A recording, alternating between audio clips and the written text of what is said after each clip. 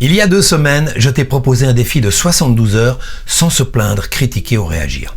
La semaine dernière, on a parlé de ton attention, de ce que tu choisis de regarder. Aujourd'hui, on va aller encore un peu plus loin. Parce que tu peux être conscient, tu peux choisir où tu mets ton attention, mais si tu n'es pas dans le présent, tu passes à côté de ta vie.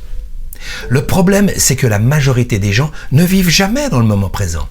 Ils sont soit en train de rejouer le passé, soit en train d'anticiper le futur. Et pendant ce temps-là, le seul moment qui existe vraiment leur échappe. Et ça crée du stress, de la confusion et des décisions non appropriées à l'instant. Parce que tu agis à partir d'un endroit qui n'est pas réel. Le principe même de la vie, c'est la création, l'expansion, la nouveauté.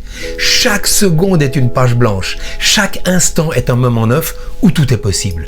Et dans cet instant, il y a une guidance qui sait exactement où tu dois être, quoi faire et comment avancer, qui te parle par le biais de l'intuition. Mais voilà ce qui se passe. Ton mental s'en mêle. Il ne veut pas te nuire, il veut te protéger. Il va t'imposer ce qu'il connaît et pas la nouveauté. Alors il t'amène à ce que tu as déjà vécu ou à ce qui pourrait arriver en créant une réaction en chaîne, une pensée, puis une autre, et puis tu sors de ta réalité et tu te retrouves complètement ailleurs.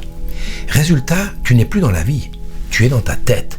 Et pendant que tu es dans ta tête, la vie, elle, continue sans toi. Écoute cette histoire. Un homme marche dans une forêt avec son chien. Mais au lieu de respirer calmement et de contempler les splendeurs de la nature, ses pensées repassent le film de la veille au travail et il ressent du stress et de l'anxiété. Puis il pense au lendemain avec toute la charge mentale qui l'attend, anticipant déjà la nervosité. En agissant de la sorte, il passe complètement à côté d'un moment magique qui était censé le ressourcer, l'émerveiller et lui redonner la force nécessaire dont il avait besoin. Alors aujourd'hui, je te propose quelque chose de très simple.